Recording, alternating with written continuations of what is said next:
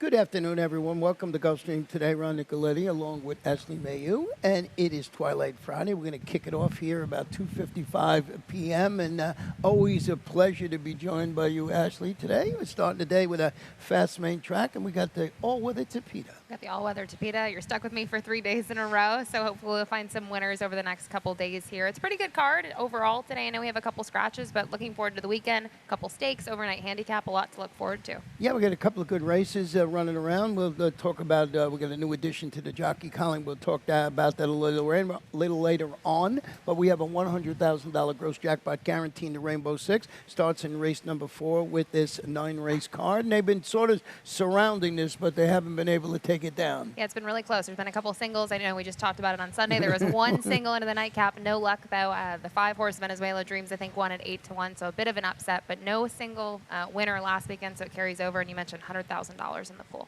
The first race today is going to be 5.5 furlongs maiden claiming Philly 2-year-olds. I know you put an early pick 5 ticket together. Let's check it out. Yeah, not going with the Brian structure. I do have one single, though. I did single my best bet in race 2, but in the opener I used 3 horses. Kind of like the 7, Miss Aria is a bit of a price. My long shot on the card. Also used the 4 and the 8. Race 2, I mentioned best bet of the day, the number 4, Rosie's Halo for Staffy Joseph Jr.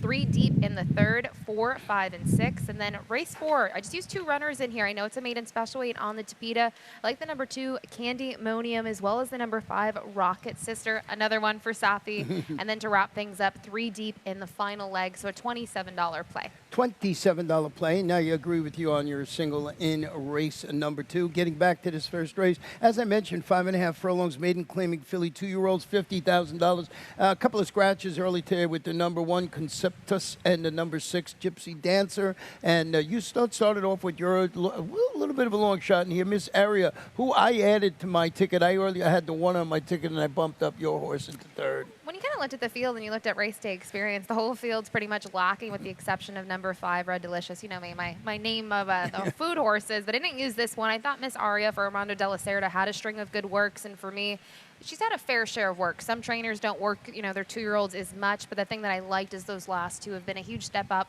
They've both been out of the gate, and more recently, 36-1. Number 8, Lady Ocean, has certainly been sailing along in the mornings with a series of solid 3 and 4 furlong workouts showing in preparation for the debut. And I know you found the stat on Victor Barboza Jr. Yeah, you mentioned debuting here. It was purchased for $10,000, but let's look at the stat here for the outfit, because the big thing here, first-time starters debuting at the maiden claiming level. We know some trainers not that strong with it. Not the case for Victor Barboza Jr. 33% from a sample size of 15, 60% in the money, with a really nice ROI at a long shot in there at 1 point, $8.07 is the return on investment. So a nice stat supporting this one. I know it's really early in the pools, but I figure this one probably going to go off favored. Yeah, and it's great when you narrow it down to just 1 year, because overall it's still good. He's 29%, but when you just look at the last year, it's good. I had some interest in the number 3 horse in here, and that's Lady Liv, or I guess it's Lady Liv, who's the daughter of Albali, a Brazilian-bred debuting for Fausto Gutierrez with 4 strong workouts showing up at Palmettos. Boy, this barn, they've been winning races here like at a 25% clip. He's not known for his first-time starters. I just thought that this horse with Jose Morelos maybe can grab a share. It's interesting you mentioned the bullet drills. There's another Fausto Gutierrez first-time starter later today with really strong works. I think a thing to note here, Jose Morelos gets the call. They do pretty well at Gulfstream from a limited sample, 20% from a field size, a sample size, I should say, of 15. So she wasn't purchased for much, but her work showed maybe some potential. Well, that is race number 1. Let's flip the page, go to race number 2 today, and 7 furlongs, maiden optional claimer. Fillies and mares, 3-year-olds and up. If they're not a Florida bred, they run for that $40,000 tag. We both have the number 4, Rosie's Halo, who's stretching out to 7. Let's go back and show you a race not only with Rosie's Halo, also with Miles of Smiles in it. And it's you can see here, just picking it up past the 8th pole here, and Rosie's Halo closing nicely at 6.5 furlongs. Fought on gamely. You thought this one might win it, and there you see the 1. Miles of Smiles checking in 3rd. They both closed very well. But I thought Rosie's Halo, couldn't reel in the upset winner in that race, but I thought ran an otherwise good performance. Yeah, it was a good performance. And I thought she kind of had to fight hard throughout. It was her second start of her career, her first one after having a couple of months off. And that's a key race in here. You see a field of 6 was entered here, and 4 of them exit that same race on June 11th. So looking at her performance, she did have the best out of the group. And we mentioned the number one, Miles of Smiles, who you'd think would be primed and ready to offer more clothes to finish third for Joe Orsino, Edgar Perez in there. But you did go with the number 5 horse in there. She's a Spitfire from Ken Sweezy's barn. I don't know what to do with the last effort. She's exiting that same race and obviously was favored and didn't show up. She only beat 2 horses, but I thought the race 2 back was pretty good. She had some time off between her 2 and her 3-year-old season. It seemed like the time off did her well, and she was not in for the tag 2 starts back, but she only missed by 3/4 of a length. She did surrender late. Not sure what you do with the last race. I mean, I know the surface was good. I just have some reservations, so I did use her for second, but I do think in this field, and I think you agree, it's going to be hard to beat the 4. Yeah, I mean, you just was looking at the daily double will pays, and it looks like the number 2 Freudian's taking some money. This one changing barns, going to the Peter Walder barn after the claim, turning back to the sprint after chasing the pace, finishing third, was actually the favorite. But that was at Churchill Downs going a mile in the 16th on that wet, fast track. Miguel Vasquez is going to hop aboard. And how good is Peter Walder been going? He's been doing pretty well. I mean, you look at the meet, 25%. He's only 16% on the year, but the meet's been going quite well for him. He does well first off the claim. And you mentioned this horse is going to make the first start here at Gulfstream Park. We'll see what she can do. She's 7 for 10 in the money, but still, I think, going to need to step up today. Race number 3 this afternoon, 7 furlong claimers, 3 and up, $8,000. 7 will go to the post, no scratches at jockey changes. And you, like me, found the interest in the number 6 Star Wancho, who goes to the Bobby DeBona barn. Yeah, first off the claim, the barn, only 12% with claims. We know they've done well. They won the stake here last weekend with one of their horses, Steel Sunshine, and going to try to make it 3 in a row. I think I use this horse because the last 2 have been so good, but we know even at the claiming ranks, to win 3 in a row, it is a tall task, especially when this horse is won by open lengths. But I think seeing what he's been able to do, he gets a good pace just off the pace. Doesn't matter if it's a fast track or sloppy track. He's really shown up this year. And you can play devil's advocate a little bit here. 0 for 2 record at 7 furlongs. Yeah. So if you want to factor that in there, you did go with the number 5 horse, and here's Zano in second from Dave Brandy's barn. Probably a little bit of a wild card in here. 10-1 in the morning line, but Junior Alvarado's gotten on a couple horses for David Brady, and they do have a win. I think the big thing here, this horse only has 1 start over the main track here at Gulfstream, and just in general in his 14-race career, he didn't show up. You see a lot of Tapeta and turf races, but just thought that sneaky workout on July 3rd on the main track, 47-1. They're going to try a different surface. I thought it was an interesting angle, and I mentioned Junior's aboard, has ridden for the barn, had a nice winner at Saratoga. He's done well here since kind of relocating, so going for a price. Yeah, he goes out of town and just wins stakes or upsets at 43-1. Great guy and a great rider. How about the number 3 Jet Now? Is now in the Carlos David barn. The gelding stretches out, rallied to finish third behind Star Wancho last time out. The barn is 28% with new additions to the shed row. You're getting Edgar Zayas in the saddle today, so looks like musical jockeys here. Thought this one would have a shot. And nice to see Edgar Zayas, coming back and getting back on track since having that shoulder injury. The barn does really well first off the claim. New acquisitions in this case, going to the barn of Carlos David.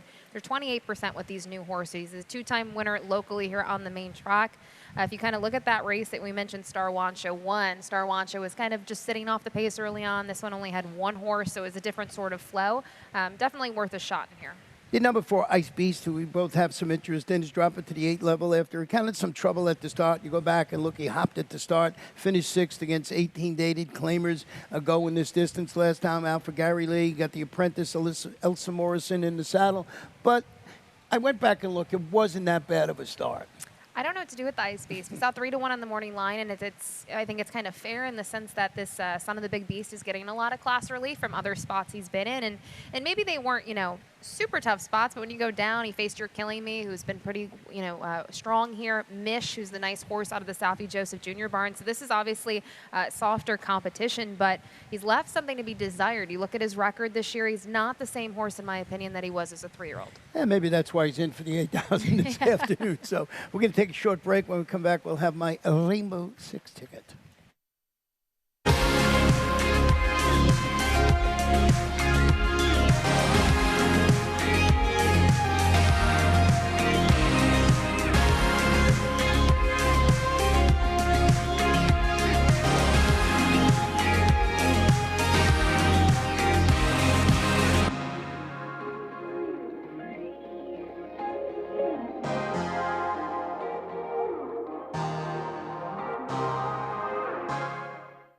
We're ready for the start. They're off.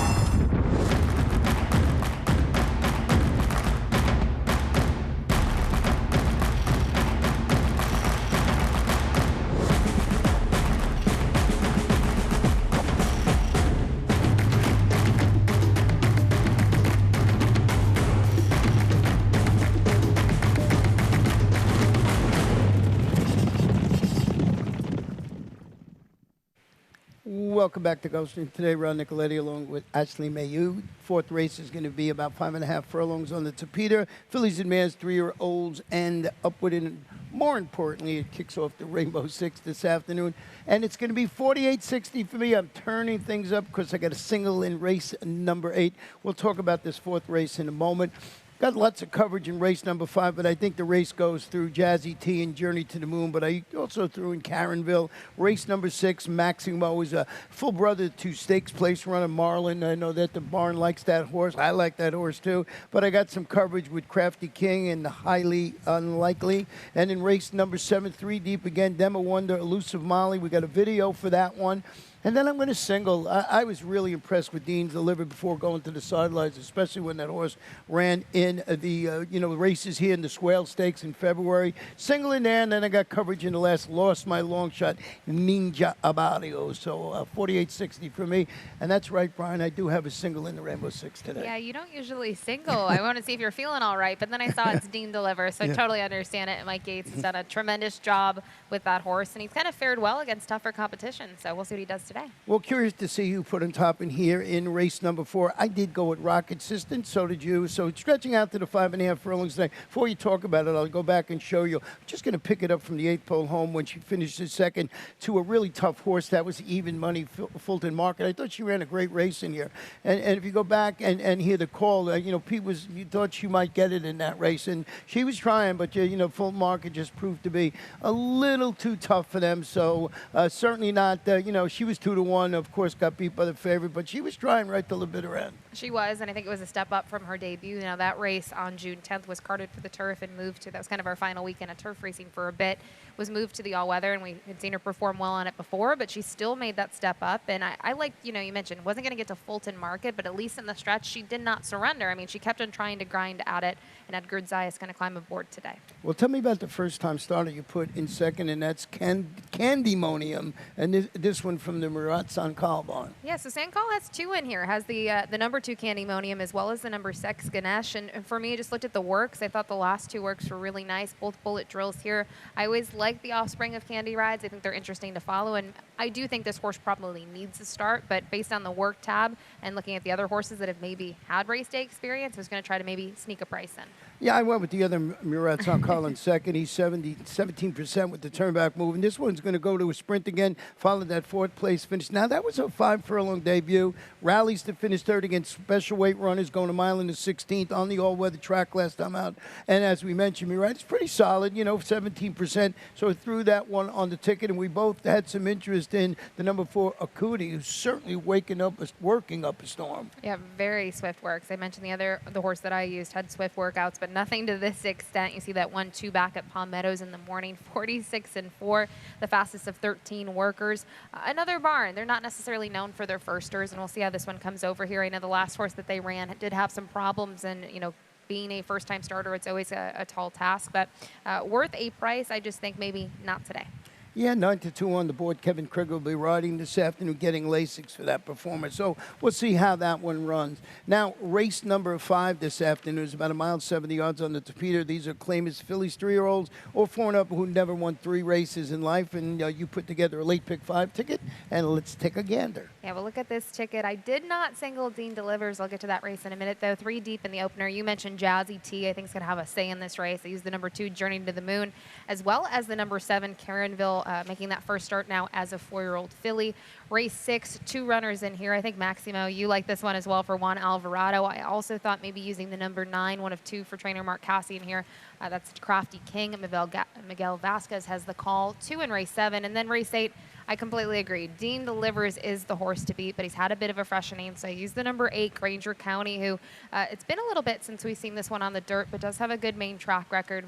And to wrap things up, I used 3 runners in total, so $36 overall. We're pretty much in agreement with that ticket. Not exactly, but pretty much. Getting back to this race, number 5, about 1 mile 70 yards on the Tapeta. And we'll kick it off in here with, well, let's start with Jazzy T. No, let's start with the Journey to the Moon because we got a video. Has run well going around 2 turns in the past. Now, that was on the dirt, but I want to show you the top of the stretch of the wire when both Journey to the Moon closes to finish second and Magic Island also in there. Now, they're going to stretch out today. And I was was impressed by the way this horse, weaved through horses to run well in there. And, of course, it was the number one. And you're just going to see, here she comes running late. So I think the stretch out might help her this afternoon. I agree. And I think the big thing to also mention when you look at the way the Journey to the Moon was closing, this horse had to circle the field, was dead last early on, where Spanish Delight, even kind of entering that turn, had the lead, was able to kick on from there. So I think Journey to the Moon, that performance first off the layoff was pretty big last time out. And that stat you had on Ronnie Spatz, who's having a great year. He's had a great year, a lot of stakes winners.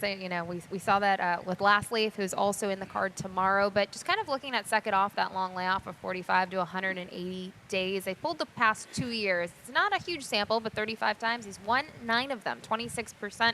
57% in the money with $1.66 ROI. So Ron Spatz, obviously we talked about it, great meat. You always have to look at his horses, and I think this one has a huge chance. I did go with the Jazzy T, who's dropping to the 12.5 level after knocking on the door and back-to-back claimers at the 20 level, which includes that second place finish.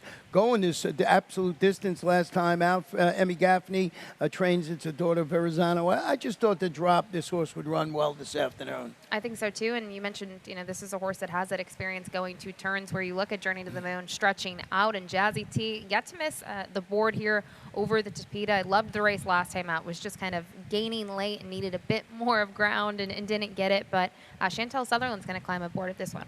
Caronville, we both had some interest stepping up to the next level. That won that 2 lifetime runners going the distance back in November, coming off the bench. We'll see what this horse can do off the layoff. It's always a question now. She's a 4-year-old filly. Maybe she needed some more time to develop and continue. But last time out, she was on the Tapeta, and she was kind of forwardly placed. And I thought today, if she gets a similar trip, she could be part of that early pace scenario. Race 6 this afternoon is going to be about 1.70 miles on the Tapeta maiden special weight 2-year-olds, and you get a nice field of 9 with no scratches and jockey change. We'll start with your horse, Crafty King, who's a $95,000 son of American Pharaoh, debuting for Mr. Cassie. Yeah, this is 1 of 2 for Mark in here. We do have a stat to show. I'm kind of looking at the numbers, which I guess kind of apply to both runners in here. But just looking at first-time starters on the synthetic the past year, 23% from a sample size of 53, 42% in the money with $1.57 ROI. We know he's also racing horses on the synthetic and the all-weather up at Woodbine. He's had runners at Turfway. And I think it's safe to say this meet, at least, is not the same what we saw about 12 months ago. It's been a little bit slower for the barn, but I thought pedigree-wise, pretty nice here with some solid drills. And when we first started the spring-summer meet here, we had a stat, on Mark Cassie. He was like 8 for 10 with his 2-year-old first-time starters. Not here, of course, at Gulfstream, all around the country. He sort of leveled out, like you said. Maxwell, full brother to stakes placed running Marlin, who's one of the a horse I really like. Stretches out after showing a fondness for the all-weather surface when he moved from the main track and finished third against those special weight runners, going 5.5 for Juan Alvarado, Junior Alvarado. So we got Alvarado squared here, handling the Arundel homebred son of Brethren, their sire. There you go. You had a lot going on there for a second. I got lost there for a minute. And you mentioned Maximo last time out really stepped up. I think also on debut, maybe to factor in. Sloppy going, first time out is always a tall task and didn't really get running. Knox was the winner for Safi Joseph Jr., who looked pretty good in that spot. But I loved the performance last time out, and now that was 5.5. I think the 2 turns probably suits this one well. The number 3, highly unlikely. It was very highly unlikely that I wouldn't screw something up in this show today. It's the son of Cairo Prince, debuting for Carlos David. He's good with his freshman run. It's 21%. Edgar Perez rise. How good has Edgar Perez been doing at this meet? He's been one to watch. And Brian and I talked about it a couple weeks ago when we were on for a race. I mean, it seems like he's always there. He had a big win day, 4 or 5 wins a couple weeks ago. So one to watch. The workouts here I thought were interesting for Carlos David. I think when you start to look at these horses, a lot of 3 and 4 furlong drills throughout this field, but he tried going 6 furlongs in that most recent work, so maybe kind of preparing for the 2-turn races, and the outfit necessarily doesn't really debut at distances more than a mile. Yeah, I think the race really goes through the 5 and 9, but like you said, you can use both Cassies in it, depending how much you want to go on your late pick 5 ticket or your Rainbow 6 ticket. Race number 7 this afternoon, 6 furlongs allowance optional claim of fillies and mares, 3-year-olds and up. No scratches in this particular race, and you went with the number 1 Demo Wonder, and so did I, and you could see why. I think it's going to be really tough to beat Demo Wonder. I mean, this is a horse that's rattled off pretty nice wins in those last two, those both at 6.5 furlongs. Kind of shortening up a little bit today, but I don't think it's a concern because she has the inside draw. She's got that early speed out of the gate.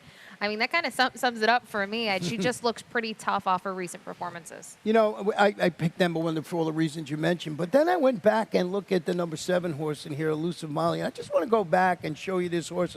First, we're going to pick it up at the start where this horse breaks 2 lengths slow behind the field. Use the number 2, and there you can see a nice job there. You can see just goes all the way back 2 lengths behind the field, and that's tough to make up when you're dealing with, you know, a race like this. But watch this horse close. So there you see coming in the stretch and just does not give up. I thought this was a really good performance.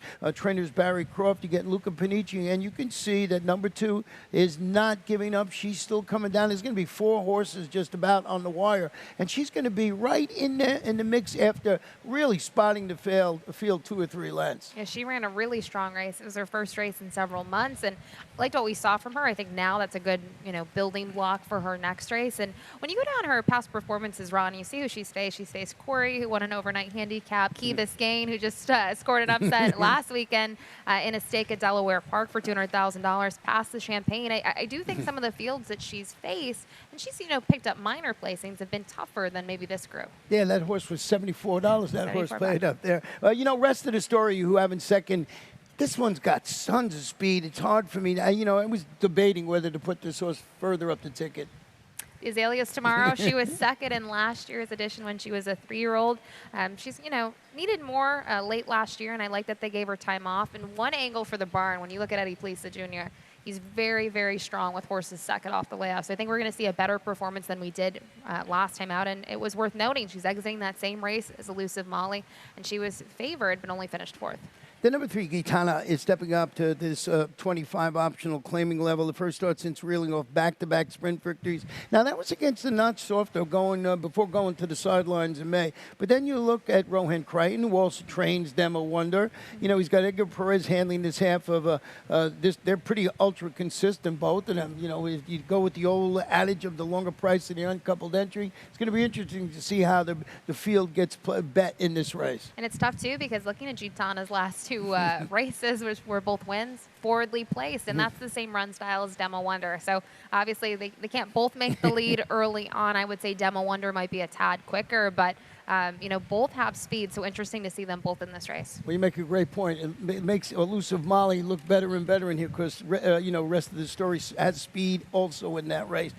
When I went back and looked at the race, I mean, I was set on picking Demo Wonder, and then I watched Elusive Molly and said, now I'm questioning this. Yeah, I should have used the 7 on top. Maybe I should have changed it. Race number 8, 6 furlongs, allowance optional claiming for state-bred 3-year-olds and up.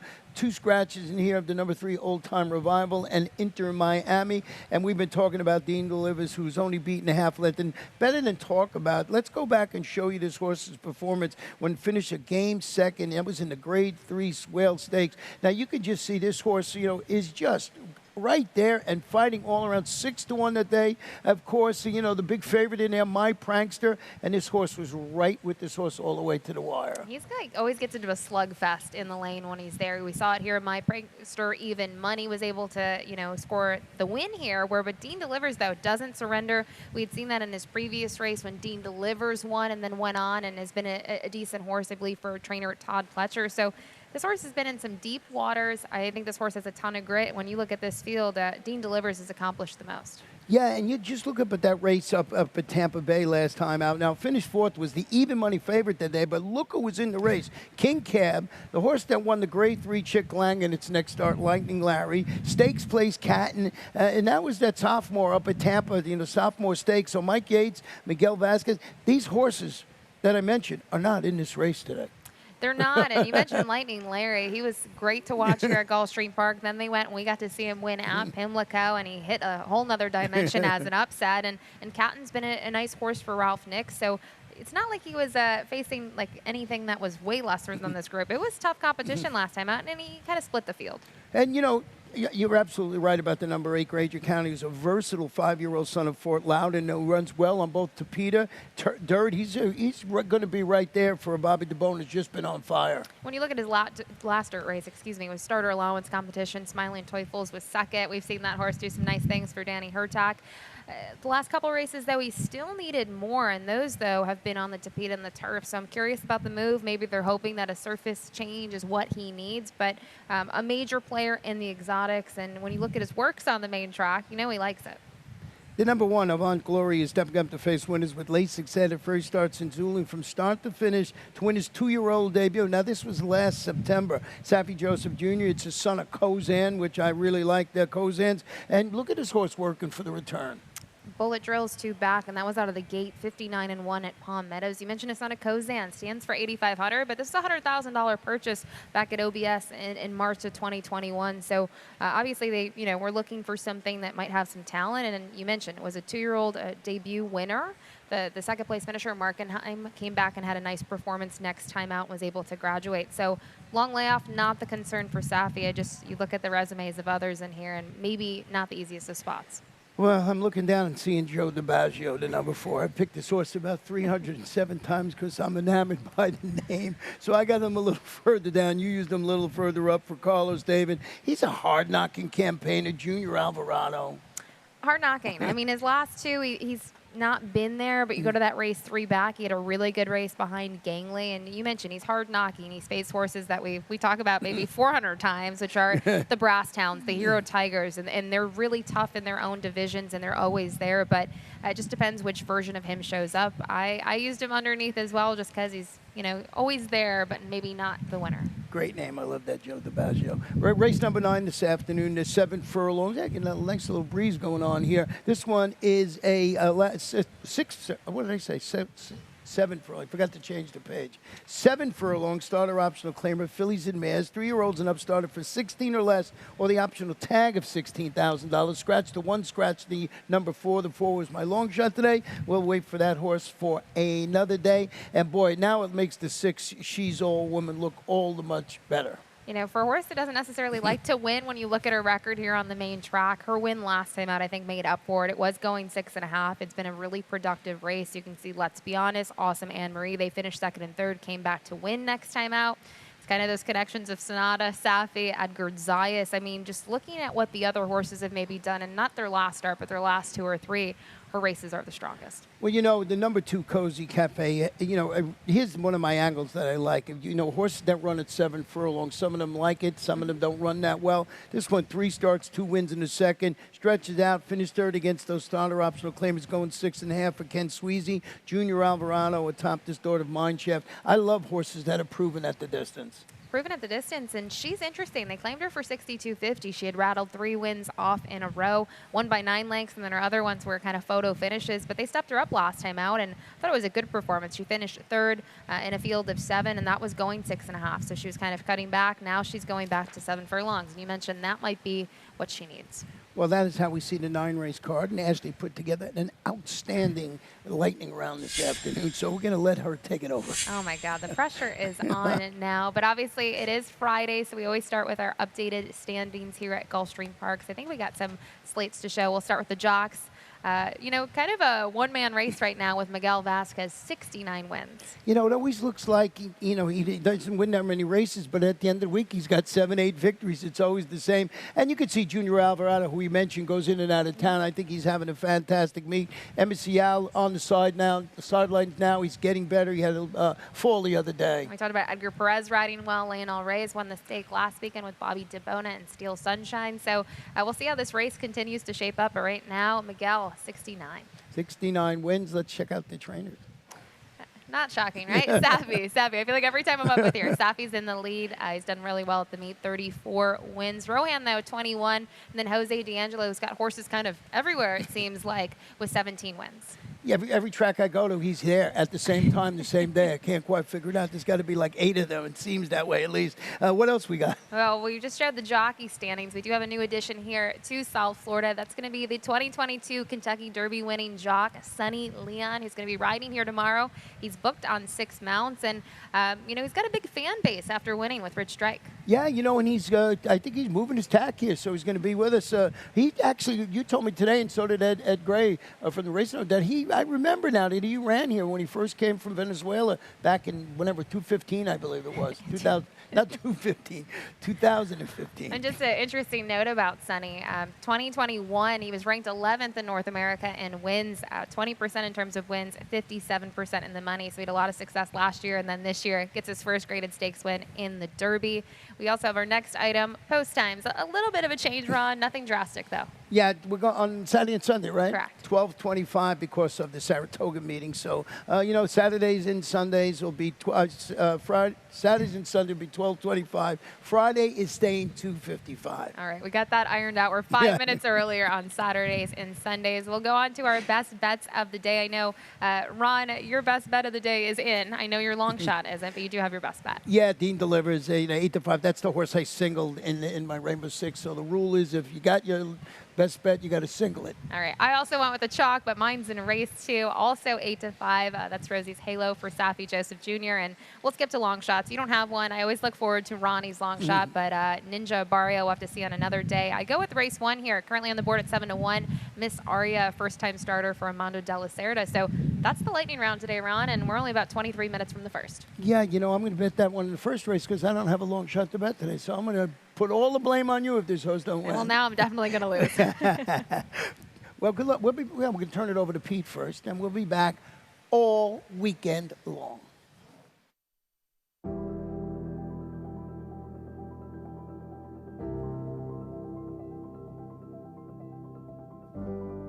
The Thoroughbred Aftercare Alliance is really the vehicle for the transition for our racehorses coming off the track into a second career and safe environment for these horses when they're done racing.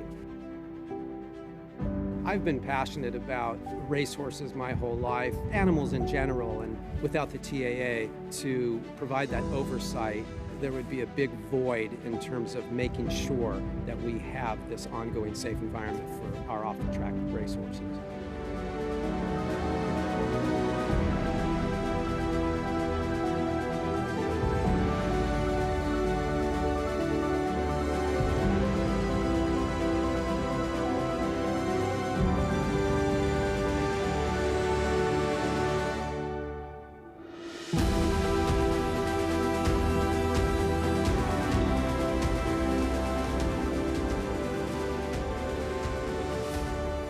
I'm excited about the undertaking and excited about working with our board and our team at the TAA to continue the wonderful progress that has been made. So I'm very excited about what the future holds.